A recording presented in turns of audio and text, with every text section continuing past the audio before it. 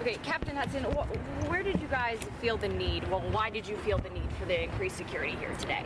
Based on the charges and the community concerns and the outrage over the situation, we felt increased security was needed in the situation. Tell us the type of enforcement here. I mean, how many personnel you had, and like the kind of security we saw in, out, everywhere surrounding.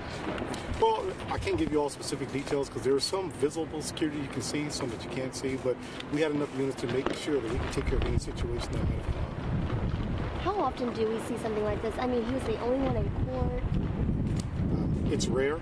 I can probably in the 7 years I've been doing this, I think here at Corrections, this amount of security is probably our second time doing it. Were you surprised by the lack of people to show up in court today? Not really. I've seen this happen before, but again, we want to prepare for the worst just in case. So.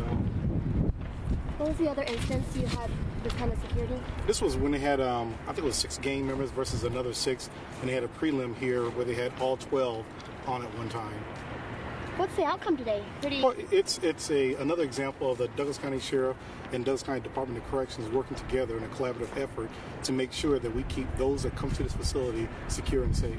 On January 4th, when he's at the actual courthouse, same kind of deal, do you think, or are you not even prepared for that yet? Well, we always have a high risk, high warrant, high risk and high profile plan in place, so we'll just work our plan.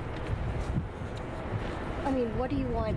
Is this kind of like a message for witnesses and victims' families too, that they could feel safe and comfortable if they wanted to participate in these hearings? And that's exactly right. We don't want anyone to be afraid to come down to the Douglas County Courthouse or Douglas County Department of Corrections and seek justice and be afraid to come into the facility. So we will do what we have to do to make sure the security is secure. Thank you, Captain. Thank you.